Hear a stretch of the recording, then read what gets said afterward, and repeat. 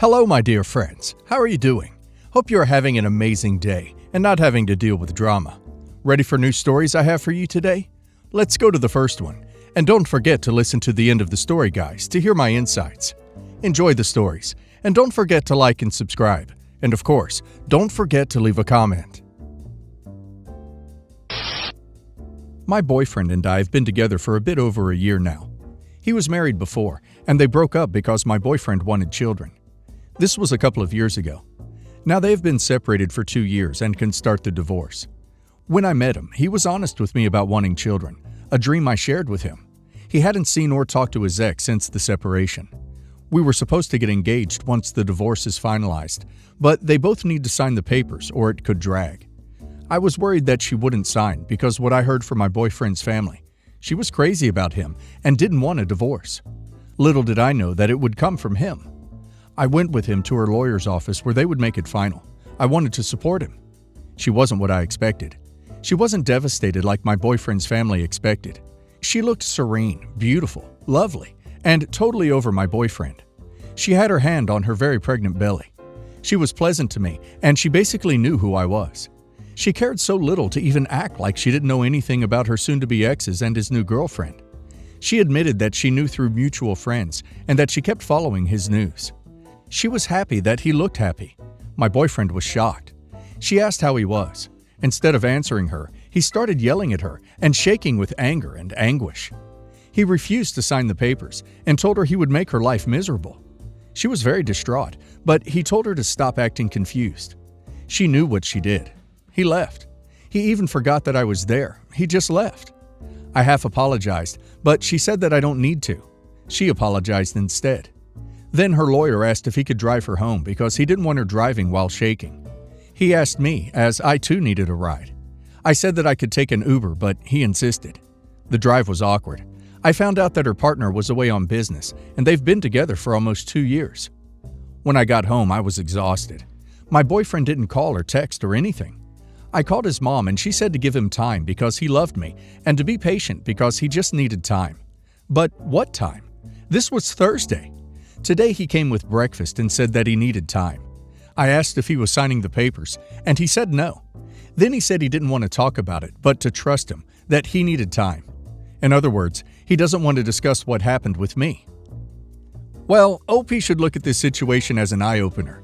He showed his true face. I really think he took OP to his divorce signing because he intended to hurt his ex with OP. Looks like OP now found out why his wife didn't want kids with him. OP needs to run from this man as fast as she can. And now let's see if the community agrees with me. Charlie 1986 says, "There's a reason she didn't want a baby with him, and just by his reaction and how he treated you both surely tells you he isn't over her. He's using not signing as revenge. Do you really want to be with someone like that? If I was you, I would run." Convivial Cat says, "Wait, he left you? He left you. Just drove away and left you. Then went radio silent for days, and then showed up and said you need to give him time. Holy crap, girl. Please pick your dignity up off the floor, dust it off, and start using it. He left you. I'm so gobsmacked you didn't just immediately block him on everything, because he showed you who he is. Believe him. No wonder that woman didn't want to have kids with this guy. He's wacko, and he threatened her in front of her attorney. Ugly, ugly, ugly." Happy Ducking Cake Day says, "Damn, that's some garbage behavior, especially from a 40-year-old person. You sure you want to be with someone who could treat someone like that he spent part of his life with?" I'll try to keep this short, like my sister's marriage. Background: my sister, 39 female, has been married 2 years and is in the process of an international contentious divorce. Last week was my daughter's spring break, and on a whim, we decided to take a last-minute trip to Las Vegas. I, 42 female, have been jokingly pushing a vow renewal on my husband, of 22 years, for a long time. We laugh about it and move on, usually. But right before we left, it popped in my mind that doing a vow renewal elopement style would be fun, in the spirit of the last-minute nature of our trip. I grabbed a white shirt, a light-up plastic ring, a janky bouquet of faux roses, and a dress-up tiara for our daughter, the flower girl. I found the absolute cheapest vow renewal package, $69, And we went ahead and said, "I still do," after about a 3-minute ceremony. It was just something fun for us, and we didn't tell anyone ahead of time or make an announcement of any kind afterward, because it was just for fun. It was our 8-year-old who went around announcing to everyone, including people on the sidewalk, grocery store, at school, that her parents finally got married. She doesn't really realize or care about the difference between a wedding and a vow renewal, so we got some side-eye from people we know thinking we'd been lying all this time about being married. Fun times. Anyway, my daughter told her cousins and my sister that we got married on our trip. My sister was the maid of honor at our real wedding, so obviously, she got that it was a vow renewal. She didn't say anything in front of the kids, but gave me a super fake smile and laugh when she heard. When my sister and I had a moment with our kids out of earshot, she let me have it. She told me it was completely hurtful and inconsiderate for my husband and I to do a vow renewal while she was in the middle of a divorce. Mind you, her divorce has been in the works for 6 months with no end in sight.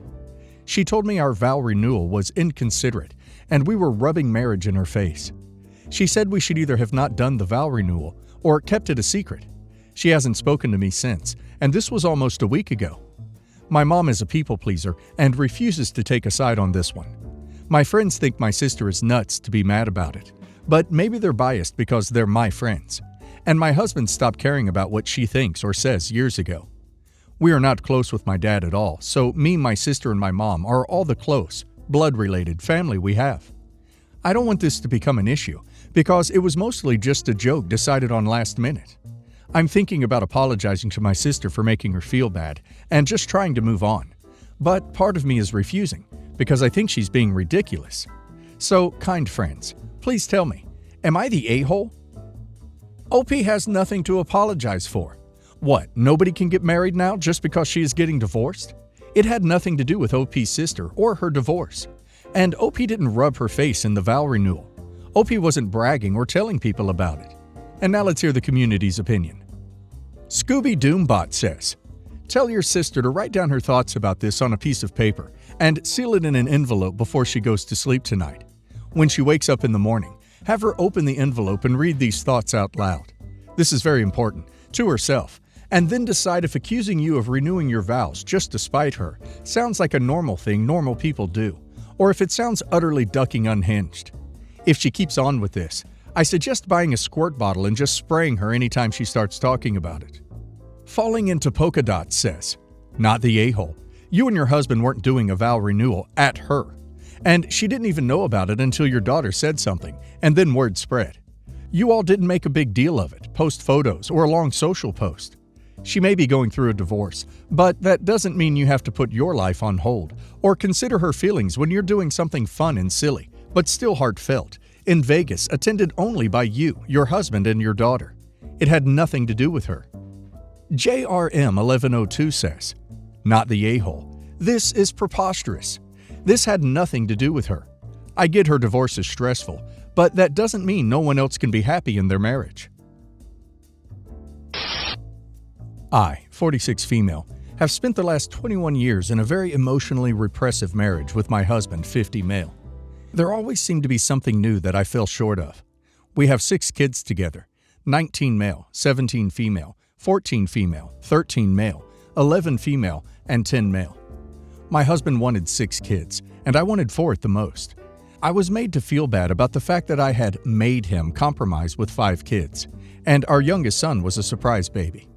His family and friends looked down on the use of pain medication to cheat situations. They said that the mother's body was built for natural birth, so my husband was upset I opted for an epidural with our 5th and 6th. He refused to consider any form of outside childcare for our kids and insisted I do not work. I felt pressured to be the perfect housewife who never made the same dish twice in a week, ever. But worst of all is the fact that after our first child was born, I learned the extent of my husband's obsession with his ex. I'm medium height and have to work to keep fit. His ex was tall and rail thin, and they shared a love of skiing. They broke up when she was 23 and he was 24, and he's always in conversations with friends, describing the ideal beautiful woman as that 22 or so year old who is tall, super thin, and super athletic. When I told him to stop describing his ex as his definition of beauty, he'd say, "Your inability to change your height is your problem." He asked if he should start claiming that Boise, Idaho is the best vacation spot ever, better than Paris and Milan, because Boise's my hometown, and we wouldn't want to hurt my feelings for the sake of objectivity now. My husband was laid off in late 2020, got a job in May 2021. He was laid off from that job December 2023, and is having ego issues because everybody interviewing him is younger than him. I had the opportunity to provide childcare for 2 neighborhood kids, but he shot the opportunity down, saying the money I'd make is insignificant. I tried to help him manage his job applications. That's where the big fight happened. He ranted that there's no way a 36-year-old knows close to what he knows about the industry. So there's no way he's going to waste time being interviewed by a mid-30s idiot recruiter. And then he started saying that this would be easier if I had some earning potential. I was angry because he wanted a traditional dynamic, and now this. I said it's funny he thinks a 36-year-old knows nothing, but that his ex, back when she was 23, already was this all-knowing genius, not to mention gorgeous. He replied that she at least has things to capitalize off of. I replied that I'm done. Good luck finding a supermodel ideal as an unemployable 50-year-old. He screamed, "Thanks for kicking me when I'm down." Am I the a-hole? I've often asked him how he'd feel if I started obsessing about the CEOs of the world compared to him. He claimed that's completely different, and another projection on my part. OP should have left him the second he told her that she could not work. All OP's life, she has only ever had being a mother as an identity, despite wanting to work and contribute, which she wasn't allowed. I wish OP had left him sooner, but as I understand, OP is not even questioning leaving him. What he has done is only controlled OP, wore her down, manipulated and degraded her. Horrible person to be around. And now let's hear the community's opinion. Concertina Terpsichore says, I think you know you are not the a-hole, but I'm more focused on what your needs right now are. I think you need to find a support team to help you manage this situation right now. He's verbally aggressive to you, and by extension your children. He's having an emotional meltdown. Are you financially secure? Are you physically secure? Do you have an attorney? Do you have a trusted friend or counselor who can be a support and can help you figure out your options, short and long term? Life's too short to put up with this guy's nonsense. Traditional Cur 401 says, not the a-hole. This is a cluster if I've ever seen one. OP, please start working on building your skill set, locating free resources that can help you with the things you need for your kids, and some counseling or therapy to build your self-esteem. My ex-husband and I, 32, had a friendly divorce years ago. In the divorce, he told me to keep the diamond ring. He said it had been bought with the intention of it being mine, and it had been put to good use because we had many good years together. We both moved on, and I've been dating Mark, 36, for 2 years now. We've talked about moving in together and getting married. We're at the step where we talk about our finances, and I talked about all my assets and debts, including my old engagement ring, which is a designer brand worth a significant amount. Mark said now that I'm moving on with my life, I should sell the ring and put the money to our future, possibly to contribute towards a down payment for a home together. I disagreed on selling it. There is language in our divorce agreement that gave me full ownership of the ring, but it was a gift to me, so it feels wrong to financially profit off of it. Plus, it was paid for by my ex, so it also feels wrong to put the money towards something with a new partner. I said if the idea of me having the ring made Mark uncomfortable, I will give the ring back to my ex-husband for him to go sell, or I could turn it into another piece of jewelry like earrings or a necklace. Mark is upset I could have a significant amount of money for a down payment that I'm refusing to use. In full honesty, I have very little savings and deferred student loans because I went to medical school. I was a resident and fellow for 6 years and made a very low salary while in training. This upcoming July, I will have officially finished my fellowship, so my new salary will be significantly higher. I have no problems paying off my own loans. It's just that I have no significant savings to put towards either a wedding or a home with Mark, and selling the ring could give me a large sum of cash. I refuse to on principle. I told Mark I'm happy and willing to pay him rent if he wanted to buy a place, and I move in with him, or we could wait until I had more savings for my new salary. He said it was showing that I didn't care about us if I could be putting a significant amount towards our future together and choose not to in order to hold on to a ring that should have no meaning to me. So am I the a-hole? Not the a-hole, and I may get downvoted for this, but I don't care. Here's why. You are willing to get rid of the ring and just give it back to your ex, which shows you aren't holding on to the past relationship. It's not about the money for you, but it's about the monetary value of the ring for Mark. But you just don't want to disrespect your ex by using his money to finance a home for your new boyfriend, which is respectable. Not the a-hole. And Mark is acting entitled to your possessions and your money. It may or may not have to do with trying to erase your past with another man, but the part going forward that would worry me is him trying to push you into selling your property to benefit him. I mean, notice that he didn't recommend that you sell the ring to pay off your student loans that won't be deferred much longer. That doesn't benefit him. He sounds like someone who would take advantage of you. Not the a-hole. If you haven't gotten it insured, do so now. It might disappear because of a misunderstanding, and a substantial payment on your future home has been made by your future husband, not you. Wear it always, on a chain, or keep it locked away in a box only you have access to. Being that he only sees it as a financial asset, I would keep it as a safeguard if things go horribly wrong, and you need fast funds in the event of an emergency.